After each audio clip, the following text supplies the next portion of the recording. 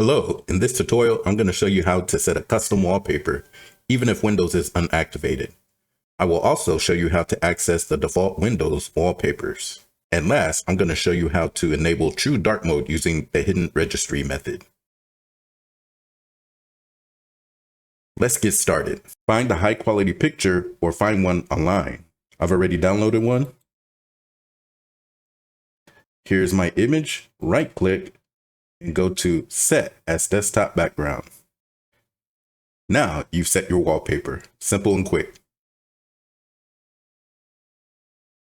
Next, I'll show you where Windows stores the default wallpapers.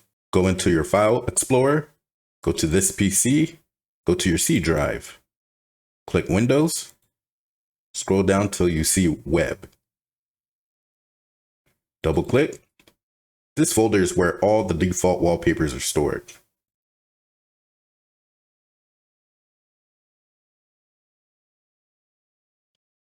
Let's try out this dark background.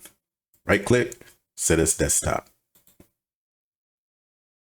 Now you know how to set up the default wallpapers that come with Windows 11. Last, let's set up dark mode. Go to your search box, type Registry Editor, open the Registry Editor,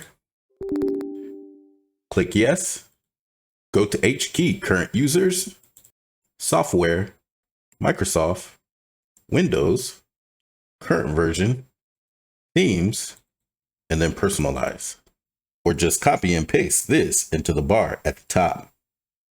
This is the exact spot where Windows stores the dark mode settings. Find App Use Light Theme and double click. Set the value from 1 to 0. Click OK. Remember, 1 equals light mode, 0 equals dark mode. Now find System Uses Light Theme. Double click. Enter 0 for full dark system UI, or 1 if you want to stay in light mode. I'll change mine to 0. Click OK. Restart your computer.